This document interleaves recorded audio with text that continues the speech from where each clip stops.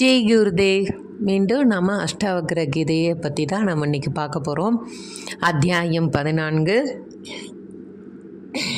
அனைத்து சஞ்சலங்களையும் விட்டு விடுங்கள். நிறைவு பகுதி பாகம் 2. எப்பவும் போல தாங்க 3 முறை ஓம்காரம் சொல்லிவிட்டு தொடங்கலாம்.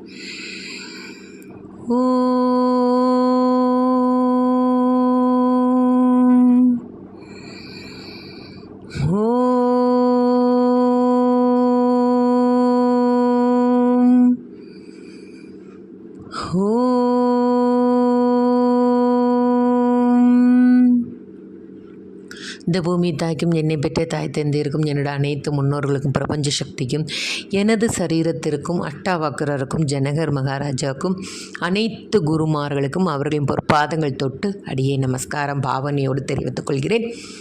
அகிலத்தை ஆளும் இறைவனே, என்னை ஆளும் தலைவனே, நிந்தன் பதமலர் பணிகின்றேன். என்னை யார் என எனக்கு உணர்த்த சக்தி கொடு. என் அகத்தையும் புறத்தையும் நிரம்பி இருக்கின்ற அந்த மாய இருளை நீக்கி நிந்தன் அருள் என்னும் ஞான ஒளி பெற உடலையும் உள்ளத்தையும் தூய்மையாக்கு. கருணையின் பிறப்பிடமே எமது பிறப்பினை தீர்ந்து பிறவா நிலை பெற்றுய வழிகாட்டு. எமது வாழ்வின் பாதை வெற்றி பாதையாக்க நிந்தன் அருள் ஒளியை கூட்டு.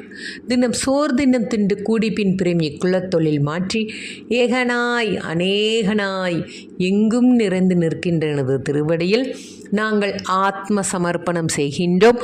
அன்போடு ஏற்று கருணையோடு ஏற்று எங்களுக்கு அருள் புரிவாயாக. ஜெய் குருதேவ்.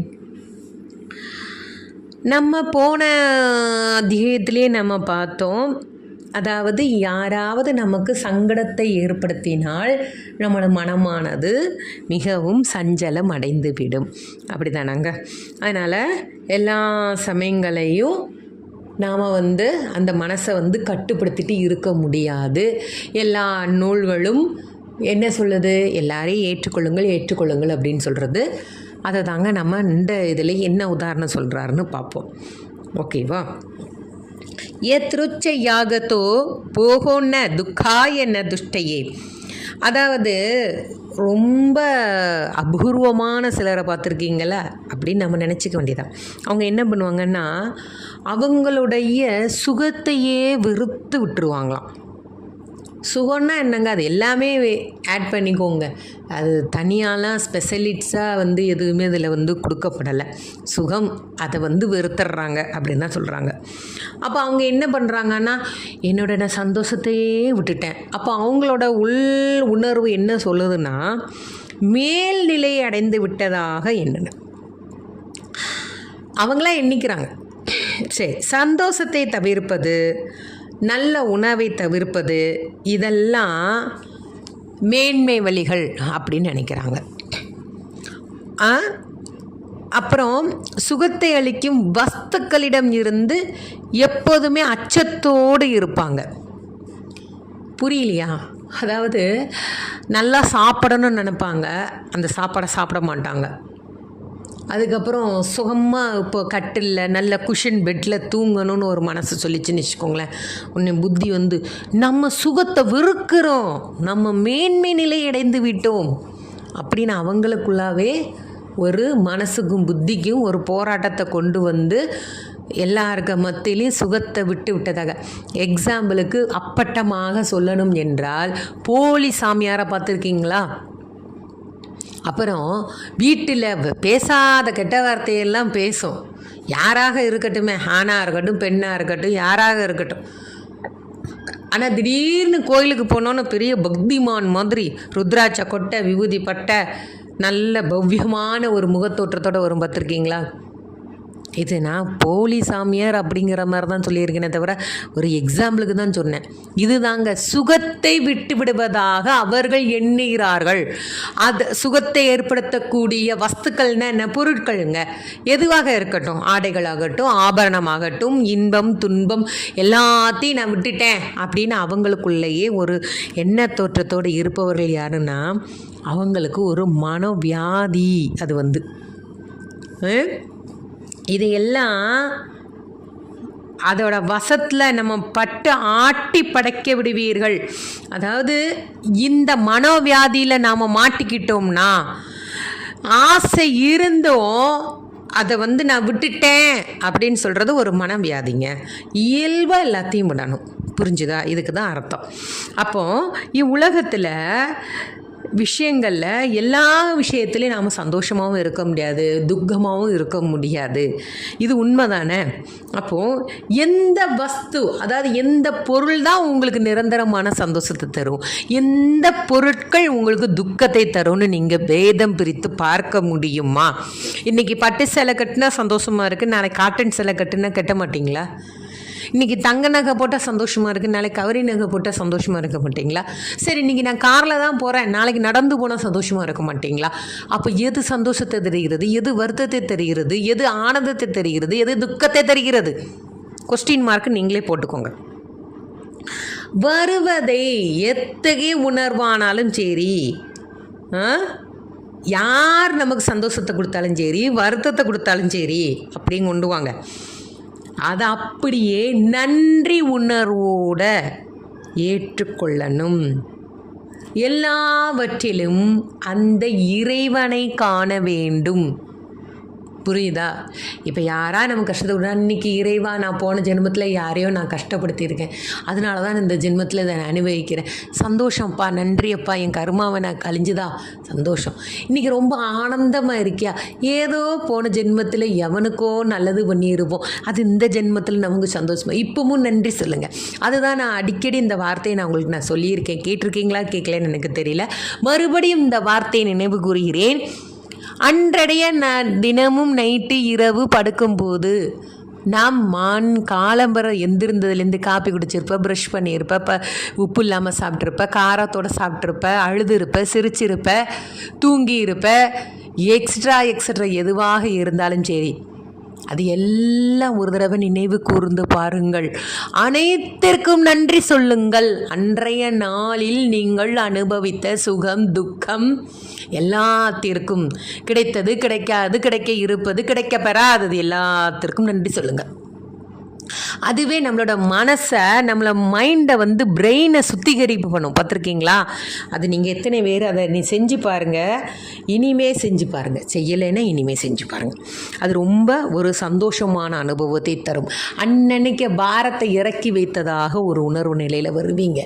எல்லாத்தையும் இழந்து வெற்றிடமாக நீங்கள் படுக்கையில் தூங்க வேண்டும்.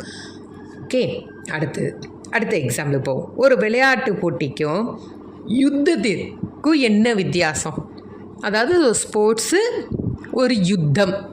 ஸ்போர்ட்ஸுனா என்ன, யுத்தம்னா என்னன்னு உங்களுக்கு நல்லாவே தெரியும். யுத்தம்னா என்னது? நிறைய யுத்தத்தை எடுத்துருக்கலாம். நம்ம அர்ஜுனன் இந்த போர்க்களத்தில் போகிறன்னு சொல்லலாம். யுத்தம்னா அது நிறைய யுத்தத்துக்குன்னு நம்ம பாரம்பரியத்தை எடுத்துப்போம். சரிங்க. அது போன்றே பூரண ஞானமடைவதற்கும் ஞானமடையாத நிலைக்கும் வித்தியாசம் உள்ளது. போட்டிக்கும் யுத்தத்திற்கும் கண்டிப்பாக வித்தியாசம் இருக்குது. எப்படின்னா, போட்டி பார்வையாளர்களை சந்தோஷப்படுத்துவதற்காக, யுத்தம் நீ சந்தோஷமடைவதற்காக. கேள்விப்பட்டிருக்கீங்களா? இதோட உள் அர்த்தத்தை போய் பாருங்கள். போட்டின்னா என்ன? இப்போ பேச்சு போட்டி, பாட்டு போட்டி அப்படின்னா என்ன பண்ணான்னா, பார்வையாளர்களை சந்தோஷம் அடையும், உங்களுக்கு ஒரு ப்ரைஸு கிடைக்குமா கிடைக்காதா? அப்போ அவங்களுக்கு சந்தோஷம் தருங்க, உங்களுக்கும் ஒரு சந்தோஷம், ஒரு அங்கீகாரம் கிடைக்கிறது. யுத்தம், எதிரியை வீழ்த்தி நீ வாழ்கிறாய். இது நம்ம வீட்டுக்குள்ளேயே மனசுக்குள்ளே யுத்தம் நடக்கதாங்க செய்யுது. நமக்கு பிடிச்ச பொருளில் நம்ம சண்டை போட்டு வாங்குகிறோம் இல்லையா, அதில் கிடைக்கிற சந்தோஷம் இருக்குதானங்க செய்யுது. அப்போ ரெண்டுலேயும் சந்தோஷம் வருதில்ல, அப்போ ரெண்டுக்கு வித்தியாசம் இருக்குல்ல. அதே மாதிரி தான் ஞானம் அடைந்ததும் ஞானம் அடையாத நிலை. எப்படி விளையாட்டு போட்டு யுத்தம் ஒரே மாதிரி தான் இருக்கும் பார்க்குறதுக்கு, அதே மாதிரி தான் மனிதர்களும் ஞானம் அடைஞ்ச மாதிரி இருக்கும், ஞானம் அடையாத மாதிரி இருக்கும். ஓகேவா? இப்போது சண்டை காட்சியை பார்க்குறீங்க, எக்ஸாம்பிள் இன்னும் விரிவாக போகலாம். சண்டை காட்சி பார்க்குறீங்க, ஒரு குத்து சண்டை தான் டிவியில் பார்க்குறீங்கன்னு வச்சுக்கோங்க. நான் பி நீ நான் தான் நானே சண்டை போடுற மாதிரி ஒரு உணர்வு வரும். பார்த்துருக்கீங்களா? கிரிக்கெட்டில் இப்போ பிள்ளைங்களை பார்த்துருக்கீங்களா? இன்னும் சச்சினே இவன் தான், கவாஸ்கரே இவன் தான். இப்போ உள்ள பேரெல்லாம் எனக்கு சரியாக ஞாபகம் இல்லை, மன்னித்து விடுங்கள். அப்படி மாதிரி அந்த சண்டை காட்சியில் பார்ப்பாங்க. அதேமாரி தான் யுத்தத்துலேயும் அப்படி தான். ஏதோ வெறும் காட்சிக்கே இப்படின்னா விளையாட்டு போட்டி குத்து சண்டை எல்லாமே இதே மாதிரி தாங்க. எல்லாத்துலேயும் இப்படி நாம் பாவனை பண்ணிக்கலாம். இப்போ ஒரு சீரியல் கில்லர் பார்த்துருக்கீங்கல்ல, திடீர்னு நம்ம நார்மலாக வீட்டில் இதை பண்ண, நீ அந்த சீரியல் பார்த்தியா, அதான் அதேமாரி நடந்துக்கிற சொல்கிறாங்களா? அப்போது ஒரு நிமிஷம் நாம் சந்திரமுகியாக கூட மாறதுக்குள்ள வர்ணனைகளோடு நமக்கு அந்த பாவனைகள் வரத்தானுங்க செய்து. அப்போது ரெண்டுக்கும் பெருசாக ஒன்றும் வித்தியாசம் இல்லை. யுத்தத்தின் முடிவில் இன்பம் கிடைக்கிறது. இரண்டுக்கும் என்ன வேற்றுமைனா, விளையாட்டு என்பது இன்பமயமானது, புரிஞ்சுதா? சந்தோஷத்தின் வெளிப்பாடாகவே விளையாட்டு இருக்கும். யுத்தம் என்பது என்னன்னா உன்னோட குறிக்கோள். இதான் நான் சொன்ன ஃபஸ்ட்டே, நீ உன்னை வெற்றியடைய வைப்பதற்காக ஒரு குறிக்கோள் யுத்தம், புரிஞ்சுதா? அப்போது இறுதியில் துன்பமடையதை மட்டும் எண்ணி யாரும் யுத்தத்தில் இறங்க கிடையாது. இப்போ நான் இன்னைக்கு பரீட்சையில் ஃபெயில் ஆயிடுவேன் அப்படின்னு நினச்சிட்டே யாராவது எக்ஸாம் எழுத போவாங்களாங்க? அது மாதிரி தான் யுத்தத்தின் நோக்கமாக நம்ம ஃபெயில் ஆகிறோம் நினச்சிட்டே, நம்ம தோற்று போயிரோன்னு நினச்சிட்டே ஒரு யுத்தத்தில் போய் சண்டை போட முடியுமா? அதுமாரி வாழ்க்கை என்பதும் இப்படித்தான். நீங்கள் வாழ்வின் ஒவ்வொரு நொடியையும் ஒவ்வொரு நிகழ்வையும் விளையாட்டாக எண்ணிக்கொள்ள வேண்டும். விளையாட்டத்தில் யார் தோத்தா யார் ஜெயிச்சா என்ன? அதே மாதிரி தான் வாழ்க்கையிலையும் என்றும் வெற்றி தோல்வி என்பது நிரந்தரம் இல்லை. ஒவ்வொரு நிகழ்வையும் ஒரு விளையாட்டாக, எல்லா விஷயத்தையும் பெரிய இந்த பாறாங்கல் போல் பாரமாக தலைமையில் தூக்கி வச்சுட்டு தலைவலிக்குதுன்னு சொன்னால் எத்தனை டாக்டராக பார்த்தாலும் தலைவலி தீருமா? உடனே அவன் என்ன பண்ணுவான்? மெடிடேஷன் பண்ணுங்க, யோகா கிளாஸ் போங்க, ஒரு மாத்திரையை தருவான், தூங்கதற்கு தருவார்கள். எதற்காக தூங்கணுங்கிறாங்க? இப்போ புரிஞ்சுதா? அந்த மனதின் பாரமானது ஒரு நிலைக்கு அப்புறம் நம்மளால தாங்க முடியாமல் சஞ்சலம் அடைந்து வருத்தம் அடைகிறது. அதனால் எப்போவுமே எல்லா விஷயத்தையும் விளையாட்டாக எடுத்துக்கிட்டிங்கன்னா அந்த பாரம் உங்களை அழுத்தாது. ஓகேவா? அதே மாதிரி இப்போ ஜனகருக்கு புரிய ஆரம்பிச்சிருச்சு. இத்தகைய ஒரு விஷயத்தை ரொம்ப சிம்பிளாக சொல்லிட்டாரே, நாம் இது இவ்வளோ நாளாக நமக்கு எல்லாம் தெரியும் என்று இருந்தோமே என்று அவர் நினைந்து இந்த இத்தகைய உயர்ந்த ஞானத்தை ஜனகர் சற்றென்று விரைவாக உணர்ந்து கொண்டது நம்ப முடியாததாக இருந்தான். ஏன்னா அஷ்டாவக்கர் சொன்ன உடனே அவர் நம்பிட்டார். ஆனால் அஷ்டாவக்கரருக்கு புரிஞ்சுது. நமக்கு நாமே திடீர்னு நாம் யோசிப்போம்ல, நாமளா அப்படி இருந்தோம் அப்படின்னு நினைப்போம்ல. இப்போ ஒரு காரியத்தை செய்து முடிச்சோன்னு நினச்சி பாருங்கள், நம்மளா செஞ்சோம், நம்பவே முடியலை. ஒரு சில நேரத்தில் நம்ம கெஸ் பண்ணி பாருங்கள், நம்ம கெஸ்ஸிங் கரெக்டாக இருக்கும். அதே மாதிரி ஜனகருக்கு திடீர்னு அவருக்கே தோண்டுதான், நம்பவே முடியல, நாம் இவ்வளோ சீக்கிரமாக புரிந்து கொண்டோமே. அஷ்டாவக்கர்கிட்ட ஒரு கேள்வியுமே கேட்கலை. ஏன்னா அவர் அவ்வளோ அழகாக புரிந்து கொண்டு விட்டார். அஷ்டாவக்கரர் பேசிகிட்டே இருக்கிறார், ஜனகர் ஆன்னு அப்படியே அவரோட வாயையும் அவருடைய பேச்சிலையும் அப்படியே கவனத்தை கொண்டு போகிறார். நம்மளும் குருஜிட்டு இப்படி தானேங்க இருப்போம். அவர் வந்தோன்னே அப்படியே எதையோ பார்த்தது போல் ஒரு பேரானந்தத்தை நம் முன்னாடி பார்க்கும்போது வாய் பேச தோணுமா, கேள்வி கேட்க தோணுமா, கண்கள் தூங்க தோன்றுமா? அத்தனையும் நம் கண்ணு முன்னாடி பிரதிபிம்பமாக பேரொலியாக அந்த பிரபஞ்சமே நம் முன்னாடி காட்சி தரும்போது நம்மளால் வாயடைத்து தானே இருக்க முடியும். அதே போல தான் அவர் சொன்னதை அப்படியே அஷ்டாவக்கரர் நல்லா புரிந்து கொண்டார். அஷ்டாவக்கர் ரொம்ப உயர்ந்தவர், சரியா? அத்துடன் கொடுத்து வைத்தவரும் ஆவார். ஏன்னா ஜனகர் அப்படியே கேட்டுட்டு அவர் சொல்கிறத அப்படியே சொல்கிறாராம். இப்படி யாருக்குங்க சீடன் கிடப்பான் சொல்லுங்கள்? அப்போது ஜனகர் விட்டு போன பகுதியிலெல்லாம் சேர்த்தே அவர் விட்டு விடாதையும் சொல்லி நிறைவு செய்கிறாராம். அத்தனை உள்வாங்கி ஒரு பாயிண்ட் கூட வெளியில் விடலையாங்க. அவ்வளோத்தையும் அழகாக கோர்வையாக கோர்த்து திரும்பி அவருக்கு சொல்லி சொல்கிறாராம். அப்போ எவ்வளோ அழகமான இருக்குது. ஒருவர் பூர்ணமாக அவற்றால் தீண்டப்படாமல் கலங்கப்படாமல் மாசுபடாமல் இருப்பார் என்று கூறுகிறார். அதாவது உலகியல் சுகங்களில் ஈடுபட்டு இருந்தும் ஜனகர் உலகியல் சுகங்களில் ஈடுபட்டவருங்க. அப்படியுமே இத்தகைய அபூர்வமான ஞானத்தை சட்டென புரிந்து கொண்டார் என்றால் அவர் எப்படிப்பட்ட ஞானவான் பிரம்மஞானி? புரிஞ்சுதா? அப்போது இது வியப்படைவது அஷ்டாவக்கரின் முறையானது. அஷ்டாவக்கர் இப்போ அப்படியே அதிர்ச்சி ஆகிவிட்டார். ஹந்தாத்ம ஞானஸ்ய தீரஸ்ய, இவன்தான் தீரன். இப்போ புரிஞ்சுதா? எத்தனை உலக எளிய வாழ்க்கையில் அப்படியே நம்ம ஐம்புலன்களால் கட்டப்பட்டு பின்னப்பட்டு கஷ்டப்பட்டு சஞ்சலப்பட்டு இருந்தாலும் ஏதுமற்ற வெற்றிடமாக இருப்பவன் தான் தீரன். அஷ்டாவக்கர் ஜனகர் ராஜாவை பார்த்து தீரன் என்று சொல்லுகிறார். இப்போ புரிஞ்சுதா தீரனுக்கு அர்த்தம்? அப்போ தன்னை உணர்ந்தவரை தான் தீரன் என்று சொல்லும். நம்மளை நாம் உணர்ந்தால்தான் தீரன். அப்போது இந்த கரங்களில் ஒரு கேரட்டையோ ஒட்டுமொத்த பிரபஞ்சத்தையோ வைத்தாலுமே ஒரு முயலை என்ன செய்யும்? அது கேரட்டை தான் பிடிக்கும். அல்லது இந்த கரங்கள் மொத்த பிரபஞ்சத்தையும் வைத்து கொள்ளலாம். அரண்மனையில் எத்தனை சுகங்கள் அவர் அனுபவிச்சிருப்பார். இருந்தாலும் அவர் எவ்வளோ அழகாக எல்லாம் ஏதுமே இல்லாத வெற்றிடமாக இருக்கிறார். எக்ஸாம்பிள் ஏன் அந்த முயல் கேரட்டெல்லாம் சொன்னாங்கன்னா, இப்போ நம்ம கையில் இப்போது எக்ஸாம்பிளுக்கு சொல்லியிருக்கோம்ல, ஒரு கையில் மன அமைதி, ஒரு கையில் என்ன கொடுத்துருக்காங்க? சாக்லேட்டு. அப்போ சிறுவனுக்கு என்ன பண்ணோம்? சாக்லேட் தான் வேணும். பெரியவங்களுக்கு என்ன வேணும்? மன அமைதி தான் வேணும். அதேமாரி உங்கள் கையில் பிரபஞ்சத்தையும் கேரட்டையும் கொடுத்தா நீங்கள் என்னத்தை எடுப்பீங்க? பிரபஞ்சம் எடுப்பீங்களா? கேரட் எடுப்பீங்களா? முயலுக்கு பிரபஞ்சத்தை கொடுத்து கேரட்டை கொடுத்தா முயல் என்ன எடுக்கும்? கேரட்டை தானங்க எடுக்கும். அதுபோல தான் அழகாக குட்டி குட்டியாக சாப்பிடும் முயல், பார்த்துருக்கீங்களா? அதுபோல் நாமளும் பிரபஞ்ச சக்தியோடு ஒன்றிணைந்து மெதுமெதுவாக நம்மளை உணர ஆரம்பிக்க வேண்டும். இப்போது பிரார்த்தனை உணர்வோடு இருப்பவங்கள பார்த்துருக்கீங்களா? அவங்களுக்கு அன்பு கொள்ள தெரியாது.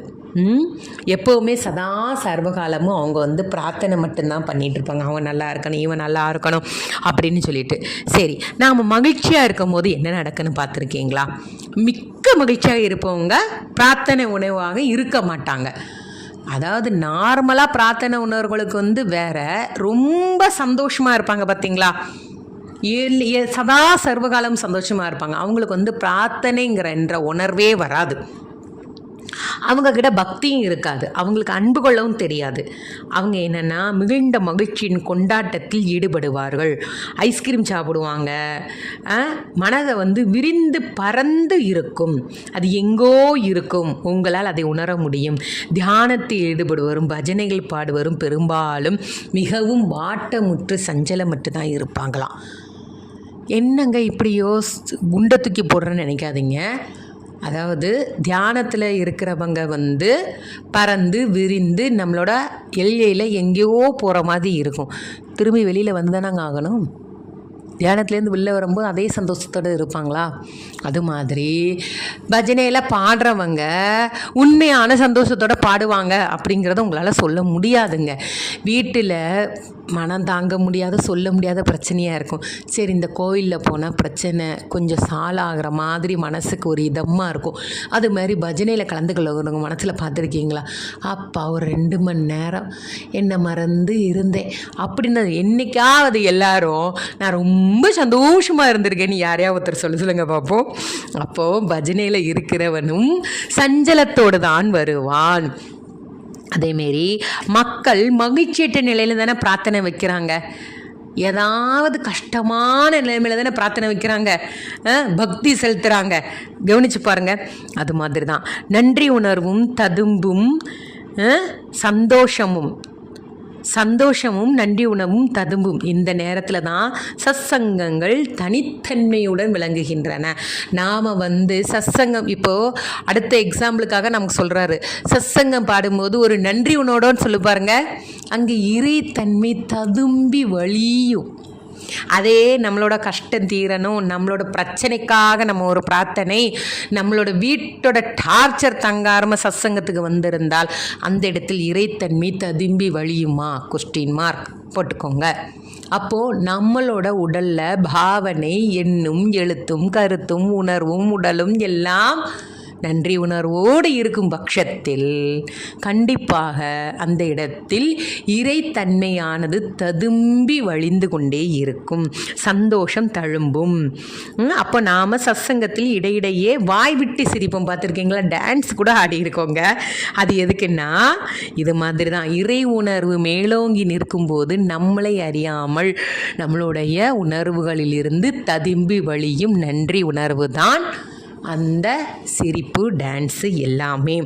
ஆகோ இந்த நாகரிக உலகத்தில் கேளிக்கை என்பது ரொம்ப அவமதிப்பாக சொல்கிறாங்களே அப்படின்னு நினச்சி ரொம்ப வருத்தப்படுறாரு ஜனகர் மகாராஜா. சரி, தேவர்களும் இந்த நிலையை தான் பண்ணிட்டு இருக்கிறாங்க. அடைய விருப்பம் சரின்னு இதற்கு இச்சை கொள்கிறார்கள். சக்ராதியாக இத்தகைய ஞான நிலை அடைய மிகுந்த விருப்பம் கொண்ட தேவர்கள் அனைவரும் வினயமுள்ளவராகிவிட்டார்கள். ஆனால் யோகிக்கு இத்தகைய நிலை பெரிய விஷயம் இல்லை. அதுக்கு வேற யாருமே இல்லைங்க, நம்ம குருநாதர் தான், நம்மளுடைய ஸ்ரீ ஸ்ரீ குருஜி தான். அவர் எத்தனை சத்சங்கத்தில் பார்த்துருக்கீங்களா? எப்போ ஒரே முகங்க, எப்போ ஒரே முகத்தில் சிரிப்பு, அவ்வளோ அழகான புன்னகை. அவங்களுக்கு இதெல்லாம் ரொம்ப பெருட்டே கிடையாது, இதெல்லாம் ரொம்ப மகத்தானது கிடையாது. எந்த நிலையிலும் அவங்க பதட்டம் அடையவே மாட்டாங்க. புரிஞ்சுதா? அப்போது புத்தர் கூட ஞான உபதேசம் அடைய பெற்றாலும் அவரும் பிரம்மதேவர் முதலில் ஞானத்தை யார்கிட்ட கற்றுக்கிட்டாருன்னா புத்தர்கிட்ட தான் அப்படின்னு சொல்கிறாங்க. அப்போது பிரம்மதேவரே ஒரு படைப்பாளி, அவரே புத்தர்கிட்ட சில ஞானத்தை கற்றுக்கிட்டதாக சொல்கிறாங்க. அப்போது புத்தரோட முதல் சிஷியராக கருதுமாறும் வேண்டினாராம். இயற்கையில் அனைத்து சக்திகளும் இத்தகைய ஞானியே அண்டி வருகின்றன. அதாங்க பிரபஞ்சம் முழுவதும் ஞானியில் சித்தியர்கள் எல்லாத்தையும் தேடி போகின்றன. அவர்களின் வாய் வழியாக அவர்கள் கூறும் கருத்துக்கள் மூலமாகத்தான் நம்மளை போன்ற அற்ப பிறவிகள், நான் என்னையும் சேர்த்தான் சொல்கிறேன், அற்ப பிறவிகள் தான் நம்ம சொல்லுவோம். ரொம்ப ரொம்ப அரிது, அதுவும் அற்பமான பிறவி தான். ஏன்னா அரிது மானிடார் பிறந்தல் அரிது, அதனிடம் கூன் குருடு செவிடு குடு இல்லாமல் பிறத்தல் அரிதுன்பாங்க. அதுபோல் நாமளும் சில அற்ப விஷயங்களில் சிக்கிக்கொள்ளாமல் இத்தகைய ஞான விஷயங்களில் சிக்கிக்கொண்டால் நாமளும் தீரன் ஆகலாம். அப்போ பாவம் புண்ணியம் இந்த செயல்களையும் ஞானியை தொடாது. அவங்களுக்கு ஏதாவது பிரச்சனை இருக்கா பார்த்துருக்கீங்களா? எதுவுமே ப்ராப்ளம் கிடையாது.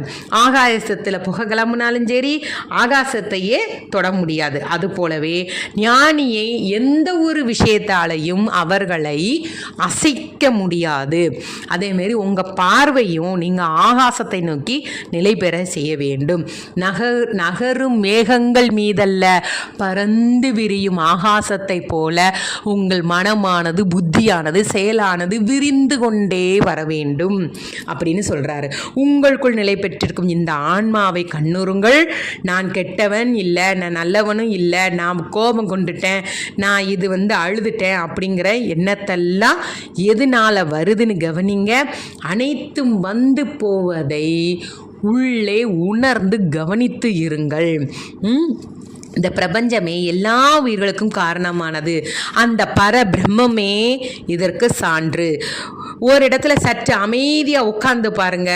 எல்லா உயிர்களும் சிந்தித்து எல்லாத்தையும் சிந்திச்சு பாருங்க. எது தீமை விளைவிக்காத ஏதாவது விலங்கினங்கள் இருக்கா? சரி, நன்மையே செய்கிற விலங்கினன்னு ஏதாவது இருக்கா? பாம்பு கொத்தத்தான் செய்யும், முதல்ல விழுங்கத்தான் செய்யும், சிங்கம் கடிக்கத்தான் செய்யும். அதுக்காக அந்த விலங்குகள்லாம் விலங்குகள் இல்லைன்னு சொல்ல முடியுமா? ஏன்? கடல்லையும் இருக்குது, நீர்லேயும் இருக்குது, நிலத்துலேயும் இருக்குது. எல்லாத்துலேயும் தீமை விளைவிக்கக்கூடிய விலங்குகளும் இருக்கின்றன, நன்மை விளைவிக்கும் விலங்குகளும் இருக்கின்றன. அதே போல் தான் மனிதர்களையும் நன்மை தீமை அப்படின்லாம் நீங்கள் பிரித்து பார்க்காங்க. எல்லார்கிட்டையும் ஒரே விதமான அன்பு செலுத்துங்கள். பல வருடம் ஆராய்ந்து கன்ற பின்னரே இவ்வளவு உயிரினங்கள் இருக்குன்னு கூட சொல்கிறாங்க. அதாவது சில உயிரினங்களை நம்ம பார்க்குறதே கிடையாது. எக்ஸாம்பிளுக்கு ஒரு டப்பாவில் பருப்பை பூட்டி கொஞ்ச நாள் கவனிக்காமல் இருந்துங்க, அதில் புழு வந்துடுது. எப்படி வருது? அடைத்து வைத்திருக்கிறீர்கள், டப்பா ஹோல் போடலை, எப்படி புழு வருது? அப்போது புழுக்கள் உயிரிகள் எல்லாத்துக்குமே ஒவ்வொரு சக்திகள் இருக்குங்க. பட்டாம்பூச்சினால என்ன சொல்கிறாங்க? அதான் ஒரு பிரயோஜனம் இருக்கா இல்லையா? அது தேன் குடிக்குதா? மகரந்த சேர்க்கை உருவாகுதா? அப்புறம் பட்டு எதுலேயும் தயாரிக்கிறாங்க, ஒரு புழுவிலேருந்து தானே தயாரிக்கிறாங்க. அப்போ ஒவ்வொரு உயிரினத்திற்கும் ஒவ்வொரு அர்த்தம் உண்டு. அதேமாரி மனிதா உனக்கும் ஒரு அர்த்தம் உண்டு. இந்த பாலூட்டிகளும் மனிதர்களும் பிறப்பது இவ்வகையில் தான். பாலூட்டி உயிரினங்கள் அது தான் சொல்லுவாங்க. எப்படி புழு வந்ததுன்னே தெரியல. அது மாதிரி ஏதோ இந்த பூமி கிரகத்துலேருந்து 4 விதமாக தான். ஒன்று எப்படின்னா தாயின் கருவறையிலேருந்து மனிதனாக நம்ம பிறக்கிறோமா. அடுத்து அறிந்த ஒன்று எல்லாருக்கும் இது தெரியும், பாலூட்டிகளும் மனிதர்களும் பிறப்பதும் கோழி உயிரினம். ஆனால் முட்டை தானங்க போடுது, முட்டையிலேருந்து தானே கோழி வருது. பாம்பு முட்டை போடுது. அப்போ தாவரங்கள் எப்படி வளருது? ஒவ்வொன்றும் யோசிச்சு பாருங்கள். ஒரு துளசி செடி நட்டு வச்சுன்னா அது வளர்ந்து பெருசாக வருதா இல்லையா? ஒரு மாமரம் செடி நட்டு வச்சிங்கன்னா மரமாக வருதா இல்லையா? ஒவ்வொரு இடத்துலையும் ஒவ்வொரு உயிர் இருக்கதானுங்க செய்யுது. விண்வெளியில் கூட நமக்கு வரத்தான் செய்யுது. அப்போது பிறப்புகள் 4 விதம். ஒன்று தாயின் கருவறை குழந்தை என்று அவதாரம், முட்டையின் மூலம் பாம்பு கோழி, விதையிலிருந்து தாவரங்கள், விண்வெளியிலிருந்து ஆகாயம் மூலம் பிறப்பு அப்படின்னு சொல்கிறாங்க. அப்போ நாம் எத்தகைய ஒரு உயர்வான மனித பிறப்பை அடைந்து இருக்கிறோம். ஆகையால் எத்தகைய சஞ்சலங்களையும் விட்டு நீங்கள் எல்லாத்தையும் உள்ளார்ந்து கவனித்து வாழ பழகி கொள்ளுங்கள். இந்த அத்தியாயம் இதோட நிறைவு பெறுகிறது. நாம் எப்படி இருக்கணும்? ஆகாசத்தை நகர்ந்து போகக்கூடிய மேகங்களை பார்க்கக்கூடாது, ஆகாசமாகவே நாம் தான் என்ற உணர்வோடு வரக்கூடிய பிரச்சனைகளெல்லாம் கவனிங்க. அதுக்குள்ளே உள்ளே போகாமல் விளையாட்டாக எண்ணி அந்த மேகங்களைப் போல நகர்த்தி விடுங்கள். ஜெய் குருதேவ். நன்றி, வணக்கம்.